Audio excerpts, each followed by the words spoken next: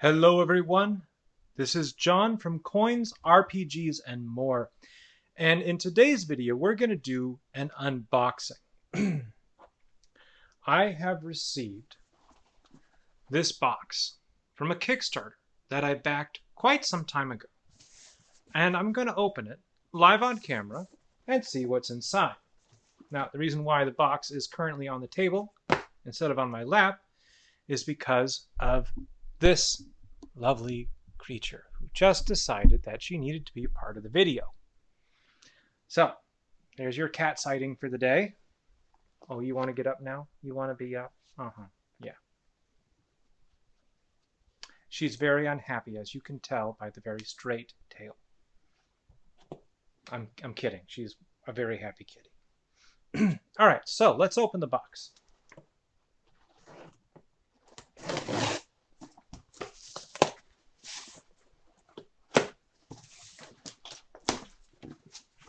Ah, I see packing peanuts. Okay. So I think I know what this is, which is why we're doing an unboxing. But cat has left me, so I get to put it on my lap. Now things go proceed a little faster. Oh, it's packing peanuts, all right. Let's take the tool and put it to the side.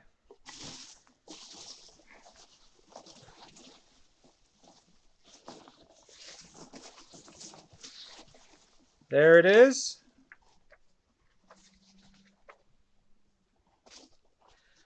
Packaged shipped by Fun Again Logistics. Do you have any questions or concerns regarding your package? Let us know. That's nice. I appreciate that. That's a kind thing to send to somebody. Now,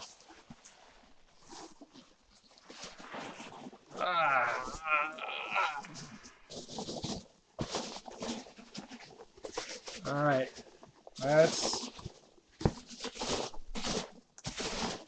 Okay, I think the only thing in this big cardboard box was this. Oh, look at that. Look at that in a tin. Ah. Yeah, that's a tin. Oh boy. I'm excited. So, Twilight 2000. Apparently this box contains 200 cartridges. Ha ha ha ha ha. 7.62 ammunition is the joke. All right. Well, let's get her open and let's see what's actually inside. Because as we all know, this isn't a gun channel. So the chances of me actually unboxing a gun are slim to none. Let's be honest. I'd be more likely to unbox a sword and show you all that than I would be to unbox a gun. Now, trying to get this opened up nicely without being obnoxious and without causing myself any injuries or paper cuts and what have you that might make the video a little too real for some. And a little too real for me. All right, plastic is off.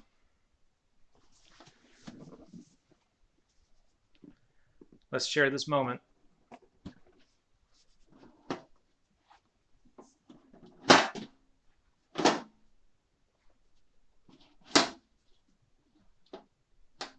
Let's see. Oh, that's a tease. I'm kidding. Let's go on in. I can't resist anymore. I just cannot. Okay. Oop. Packet of seasoning.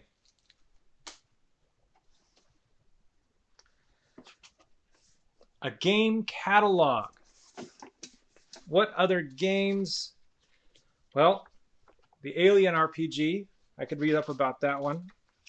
Forbidden Lands. I'm kind of tempted by Forbidden Lands. If I like the Twilight 2000, I'll probably go and order myself some Forbidden Lands stuff as well. I'm told that it is really good at solo stuff. Tales from the Loop. Kind of cool. I'm not sure how to pronounce that, but it looks like Simberon.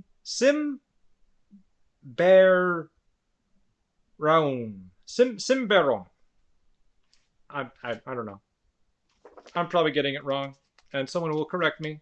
But that's a big box set with lots of little books in it. That looks cool. Of course, what I'm holding in my hands, Twilight 2000. Vasen is another interesting role-playing game. I know nothing about it, but it is Nordic horror. Nordic horror sounds interesting to me. I like Nordic stuff. Mutant Year Zero. Don't know much about that. Coriolis. I actually played about 2 sessions of a Coriolis game. I thought it was an interesting... The system was interesting. I had a really hard time getting into the setting. I don't have the necessary context to be able to really play a deep dive game in that setting. And that's nothing really against the game. It's me personally, you know. So it wasn't really for me. Like I'd play it again because I liked the people I was playing with, and we had a good time. But I wouldn't seek it out. But that's just me. I mean, I'd love to hear if anyone who's watching this video has a story about Coriolis that they've played it and how much they enjoy the game. I'd love to hear about that because I love hearing about systems and what people enjoy. Excuse me. That makes me happy. But that's not what we're here for. So let's get back to the big thing with today. Trying to do this gently and carefully. Okay, we have secret documents. Secret documents. These look like player aids.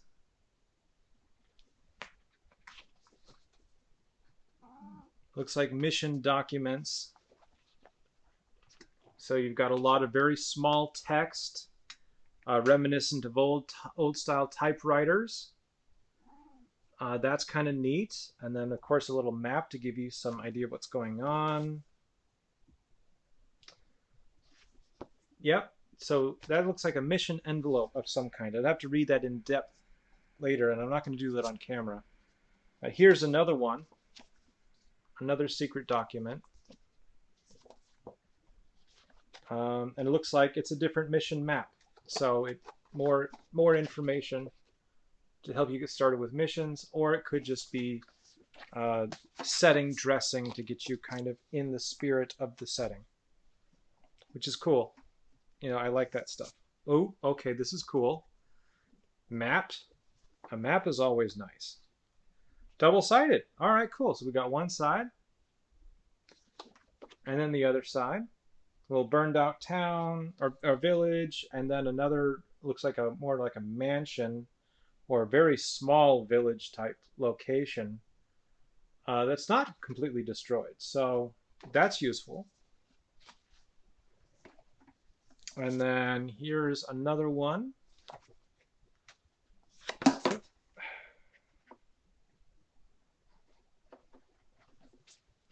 Take a look at that. That's cool. And then on the reverse is another, it looks like a village of some sort, or maybe a piece of a city block. That's kind of cool. I like the details on here. It's a bit small for my taste, but that's mostly because I like things that I can put miniatures on. These you can't really, I mean, I guess if you were using 15mm miniatures, you might be able to use them on here as a rough approximation of where things are. This is a complex, so this is probably like some sort of temple. This one, probably some sort of temple or church, and there's fields on there. I guess it could be a military compound, but I'm not sure about that. Anyway, moving on. Oh, that's a big one. It's a big map. It's a big map. It's Hex Map. Okay. Oh man, this is gorgeous.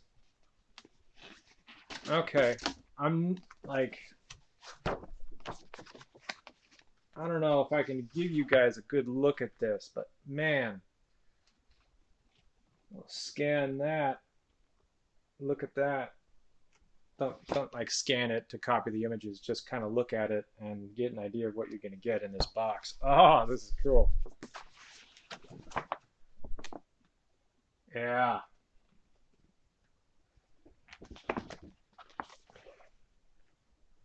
So what's neat about these maps is I believe that these are all actual locations, just how they would look after the apocalypse, essentially, or World War III. Um, that's kind of what Twilight 2000 is about. For those that don't know, I guess I should mention what this is. Twilight 2000 is a game that was released a long time ago. And it was, if memory serves, it was a D100 based game that was all about survival in a post World War III world where the Soviet army started storming across Western Europe and never really stopped. And it started a nuclear war.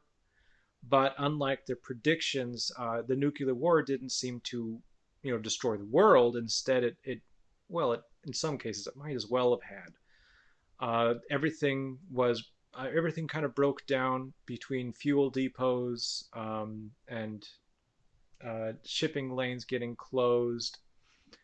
Um, a lot of cities were destroyed or devastated or outright destroyed by nuclear blasts. Nuclear weapons were used so much and so often on the field that there's entire swaths of Europe that are basically no man's land. But the war never really ended in this point. Like I forget what year the game stated that the war took place, and I think it was sometimes in like the 80s. And then in the game in when it was recently released, they had the game take place in the year 2000. 20 years after World War III started, as people are just still trying to pick up the pieces during the year. You spend a lot of time growing corn and other vegetables in order to create fuel to fuel your vehicles. And that's what allows you to still have things like, a tank or an ATV or an infantry fighting vehicle of some sort. And some people can still use those or use trucks, technical trucks or whatever it is that you've got. And they're all fueled off of corn oil or corn fuel. I think it's ethanol is what it's called. I can't remember. I haven't been back to Illinois in a long time, and I forget some of these things. Anyway, so that's the basic concept. Is basically the World War III that never was, and it went hot. And this is the aftermath. And what you are is you're playing survivors who are trying to. You've got a signal basically that after so many years of war, there's finally been a way. America finally found a way to evacuate your unit, and you have so many months to get your unit from Poland back to their staging area in France, I think. And that's pretty much the goal of the initial modules that were released for this game, was that journey of through this blasted badlands filled with radiation.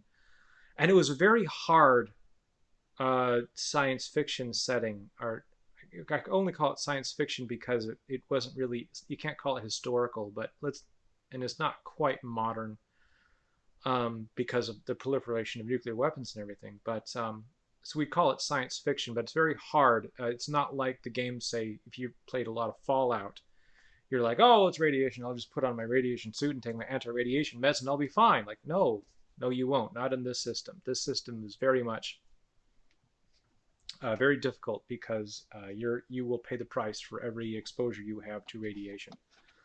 So anyway, that's kind of, I like it for the exploration aspect. I like it for the idea of the everyman, the regular Joe up against seemingly insurmountable odds in a war-torn world, very dark, very grim, very gritty kind of place, just trying to survive and maybe build a new home. And maybe you decide that you don't want to go back to the United States because they more or less abandoned you long ago. So maybe you spend your time forging a new home. And that's what your story could be about. That's awesome. So anyway, character sheets. So that's cool. These are, you know what, they're made to look like, you know, faded paper. They're very evocative of the setting that has been created. You can see there's even a bit of a paperclip there. But excuse me. But as far as like someone with a visual impairment reading this, it's all shades of brown. I'm not really sure that I would recommend this. I would actually take this and try to see if I could get a black and white copy of it and print it off on my printer, or make black and white photocopies of this just to make it look easier to read. But I like this. I like the fact that they include them with the box and there's more than one. So that's cool. All right, next up. Oh, okay, these are cool. Map tiles.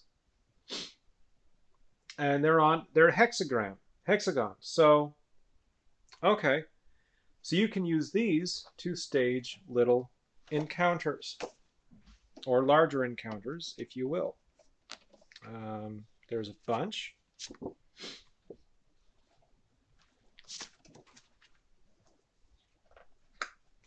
Kind of neat. I think some of these can be combined together to create larger scenes.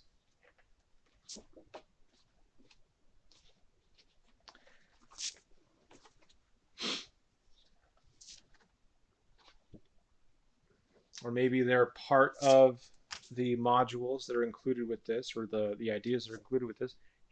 Okay, so these are what we saw before.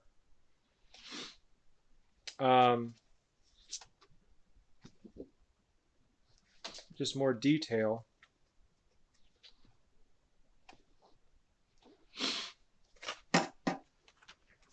Okay.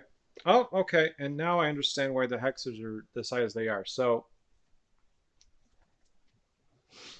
tokens. And not only are they tokens for your people, your figures, and there's tokens for them standing, and on the reverse is the prone position. But you've also got tokens for vehicles, different kinds of vehicles. So I like that. That's cool. And of course, there's some other tokens that have symbols on them that I'm sure would make more sense once I read the rules. Let's see. We've got like a blast. Looks like an explosion. Looks like stop. There is a biochemical marker here, and then there's a couple of markers that denote a minefield. So it looks like you'll have to keep track of those things. That could be fun. The referee manual.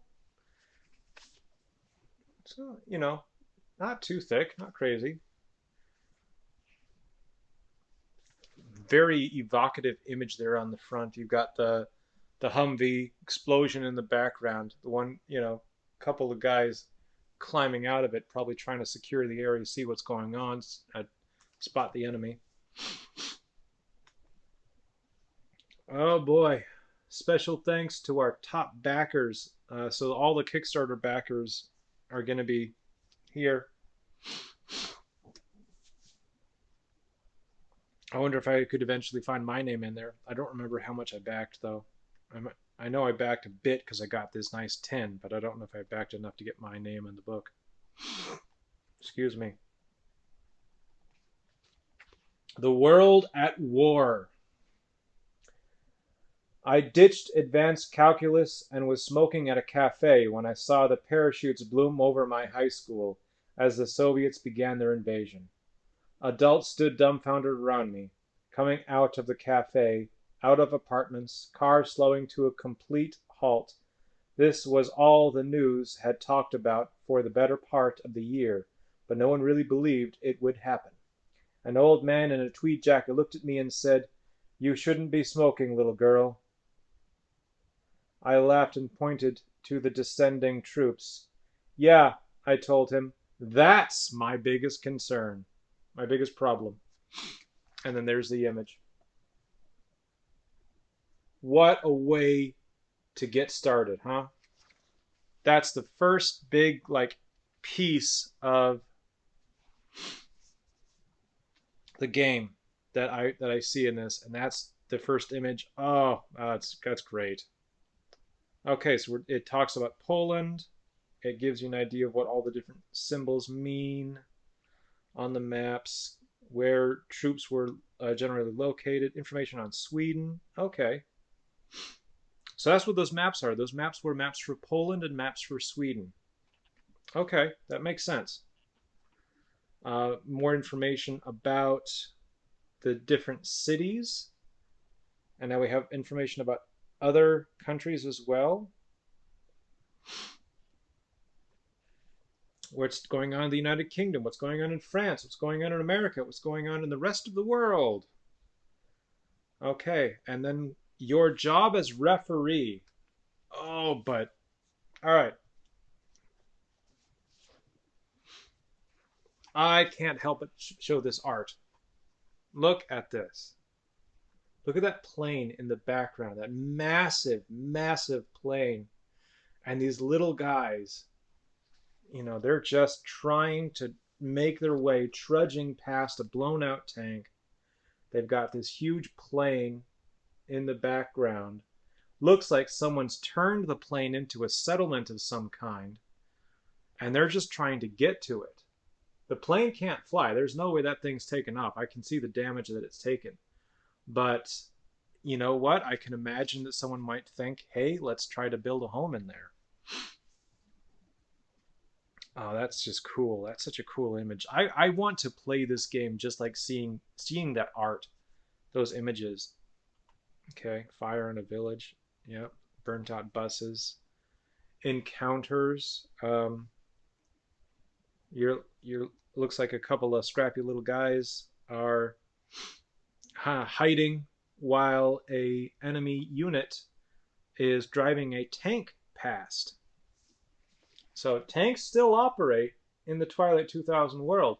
Thing is, they're operating on corn fuel, corn-based fuel, plant-based fuel instead of standard fuel, unless they can get standard fuel. So let's be honest, your Abrams isn't going far.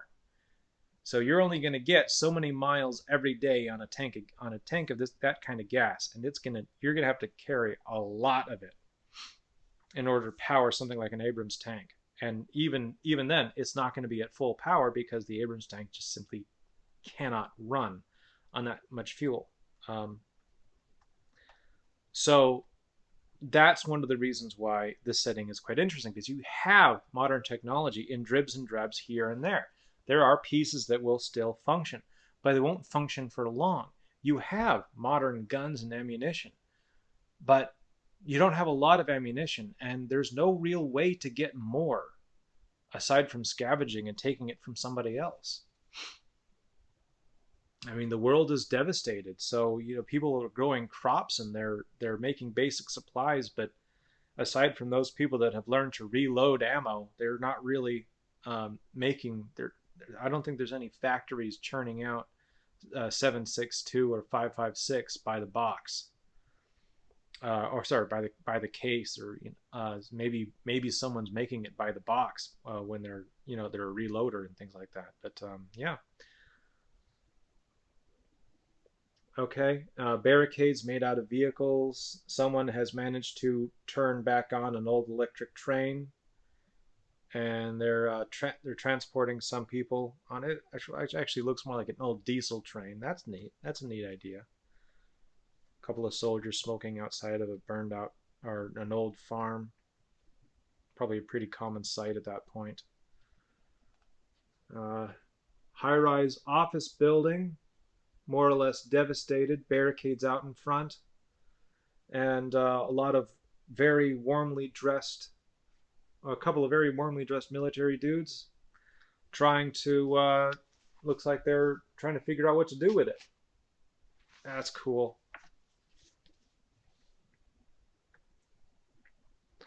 More information about Poland. This is stuff about the various groups that can be encountered in here. So you've got like Soviet Reserve Group, Silesian Defense Forces, the Jagged Sword. Not sure what that is. It's probably unique to this setting. Sweden, 2nd Marine Division, the Admiral. Okay, yeah, okay, all right.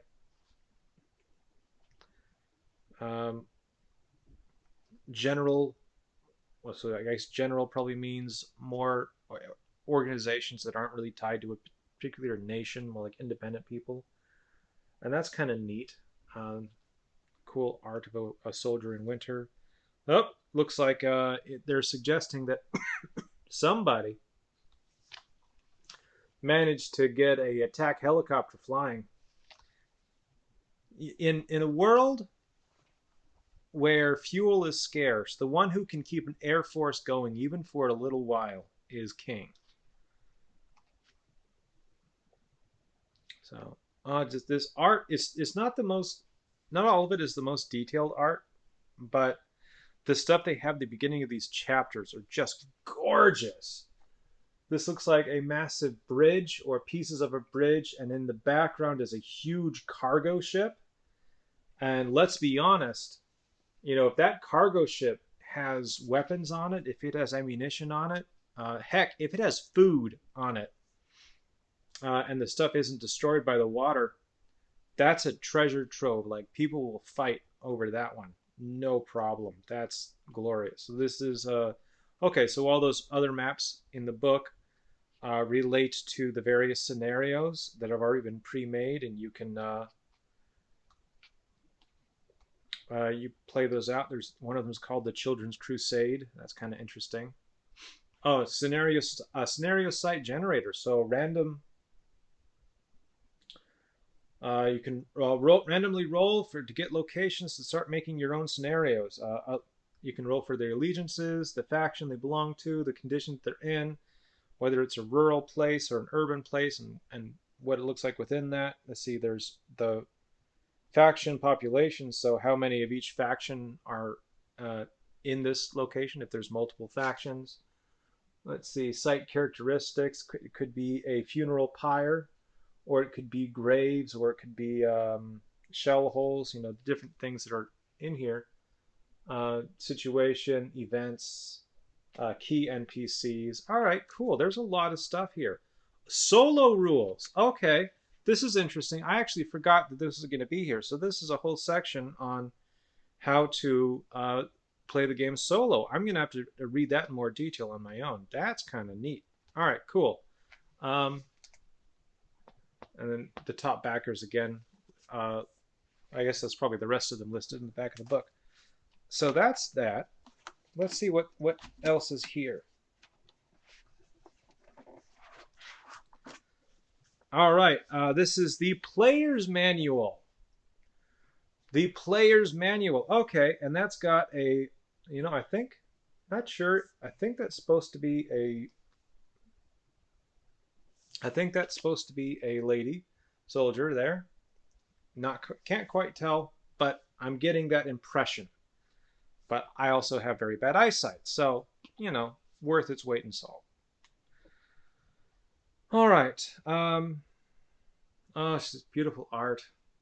Beautiful art. Oh, I'm loving it. You're on your own now. That's the first thing that the player reads in the player manual.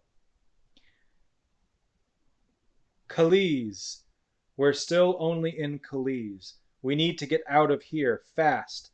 The artillery barrages are getting closer. The Soviets will be here soon. Sarge says we move out after dark. I'm not sure we'll last that long. And then here's the image. It's sunset. And stuff's burning. You've got these two people huddled down, keeping watch across a field towards some farmhouses where maybe that's where the Soviets are. Oh, man. Here's another piece. We were cab scouts, mechanized reconnaissance. Our life expectancy in combat was about 2 minutes. Most of us didn't even last that long. We never saw the enemy coming. When the division HQ started shouting over the radio, it was already too late. The tanks of the Soviet 6th Guards Motor Rifle Brigade hit them hard at dawn, 5 clicks north of Calais.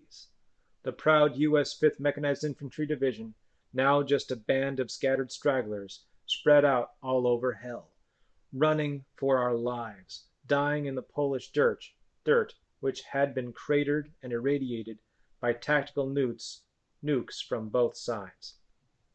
Not that we were a particularly grand bunch when this operation started, a ragtag gang of jolly green giants walking the earth with guns, soldiers, not just Americans. In our ranks we had Poles, Czech, German, you name it. Even civilians. Heck, by the end, they didn't say heck, I did. By the end, we'd even take in anyone who had a gun and knew which way to point it. The command and supply chains broke down back in '98 when the US and Soviet naval forces obliterated each other on the high seas of the North Atlantic, and the air resupply collapsed. After that, our forces over here in Europe were stranded, living off the land, falling apart. When we first heard about Operation Reset, we couldn't believe it. The first major offensive by NATO forces in Europe in over a year. The order was to link up with other U.S. forces under 3rd Corps and push our way to Warsaw, or what's left of it. We weren't told why. Some said it was a last hurrah, the final try to save the world as we knew it. We didn't care. We just knew it was a Hail Mary, a desperate gamble in the most desperate of times, and maybe, just maybe, a chance to find a ride home. It was no surprise that it went to heck. Most things have in the last few years. Some say it didn't have to be this way. Some say history could have taken a different turn. If the Soviet Union had collapsed back in '91 when it was on the ropes. If the Gang of Eight coup against Gorbachev had failed. The world would have looked very different today. Some say. I think it's BS. This storm was always coming, sooner or later. Doesn't matter anymore anyway. Now that matters is to survive each day. It's all up to us now, our squad, Jonesy, Diaz, driving the M113, that Polish girl, Kesla, the men and women around me. No one else will come to our rescue. The final words from Division HQ before they signed off for good left little doubt. Good luck. You're on your own now. And that's how Twilight 2000 starts. Oh, man, I'm getting chills. Oh, it's so good. Okay. Go over character creation. Lots of tables to make these characters a little bit more random. Figure out a vehicle your group can start with. For different classes, you can be the civilian, the grunt, the gunner, the kid, the mechanic, the medic, the officer, the operator, the spook. Kind of like that. All right. Then you can decide whether you want to be from the Soviet Union, Sweden, local militia. If you want to be a civilian, you can be from different places, whether you want to be like white collar or blue collar kind of guy. What you've been doing during the last couple of years of the war, how you can further develop your characters.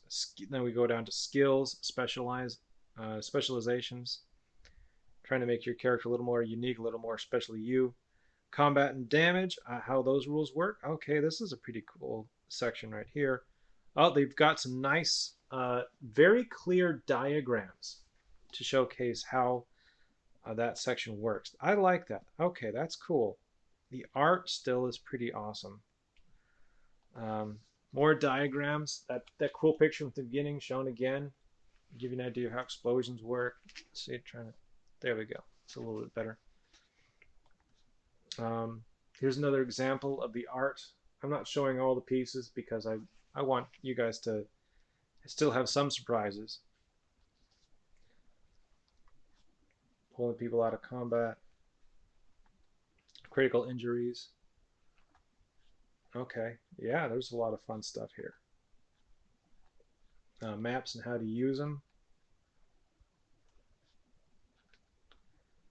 Information on weapons, vehicles, and gear. Now, I actually had a collection of supplemental material for the old Twilight 2000 stuff from when it was first released, and some of those weapon catalogs were very comprehensive, very fascinating. I kind of almost wish I still had them, but I let them go because I realized I was never going to use them. I wasn't going to play the system. No one I played with at the time was interested, and I hadn't come across the concept of solo role-playing before, so to me there was just wasted space, and I let them all go. Then I found out about this Kickstarter for this remake of it, and I just said, you know what, instead of trying to recollect all that old stuff again, why don't I just back the Kickstarter? Especially once I started being interested in solo gaming, and I found out that I remember that there were rules for it, and that was one of the things that made me interested in the system, because I had someone telling me all about Forbidden Lands and how Forbidden Lands was cool for solo, and that's part of what had piqued my interest. Anyway, but I'd forgotten about it. I'd forgotten completely about that aspect of the thing because I just was remembering the Twilight 2000 game itself. So this catalog's got everything from like helmets to vehicles and tanks. How to create a home base, managing travel. All right, cool. Yeah, there's a lot of stuff here. There's a lot. I could talk more, but this video is getting a little long, so I want to keep going. All right, deck of cards. These are encounter cards. Cool. All right. And then last but not least, seasoning packet and dice. Themed dice. So actually, I kind of like this. The dice, well, maybe I don't like this. The numbers are tiny. I don't know if the targeting symbols were necessary. I'm going to assume that they were. I'm going to assume that everything in here is done with intention, but it's tiny. It's hard to read, so that's not cool.